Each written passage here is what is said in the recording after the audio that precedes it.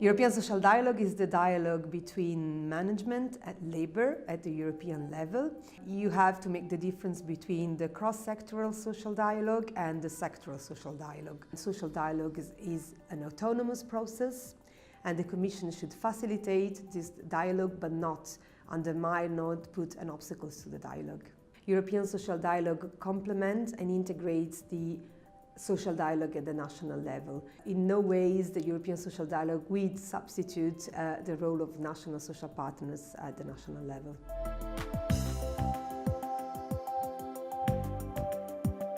It's true that they can also, at their own initiative, negotiate an agreement. And such an agreement can be either sent to the European Commission, and the social partners can ask this agreement to be translated into European directive.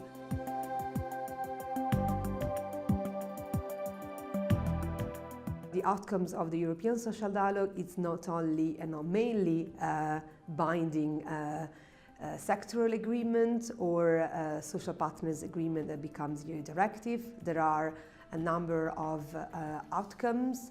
For instance, you can have joint opinion, joint recommendation, guidelines, and the type of outcome also depends on whom you are addressing your text.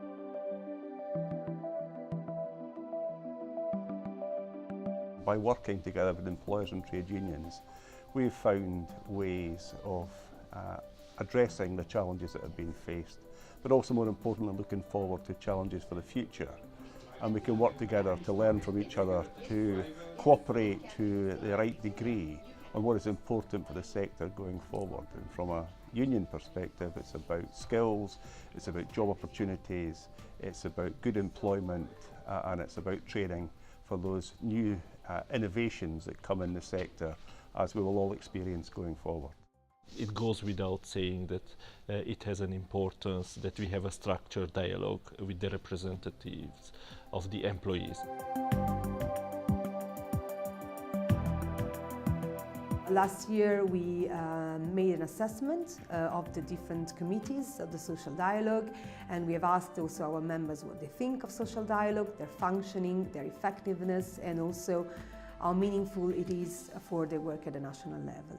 After we carried out this internal assessment, we decided to organize an event where we have invited also the employers that are part of the sectoral social dialogue committees in Europa sectors to discuss the future of social dialogue. This was done also 6 months after the Commission decided to relaunch the EU social dialogue through a series of initiatives. But this time we wanted to take the lead. We didn't want to give the lead to the Commission. We as social partners wanted to express our position on what we want social dialogue to be and to become, and now we can improve it. More than 70% of all legislation that can be attributed to the broader field of labor and employment law is either directly the transposition of European legislation or at least strongly influenced by it.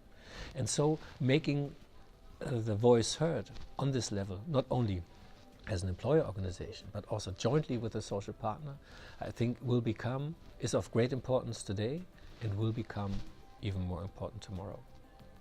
If you don't have a social dialogue, you don't have, for example, the benefit of a collective bargaining at the national, sectorial, company level.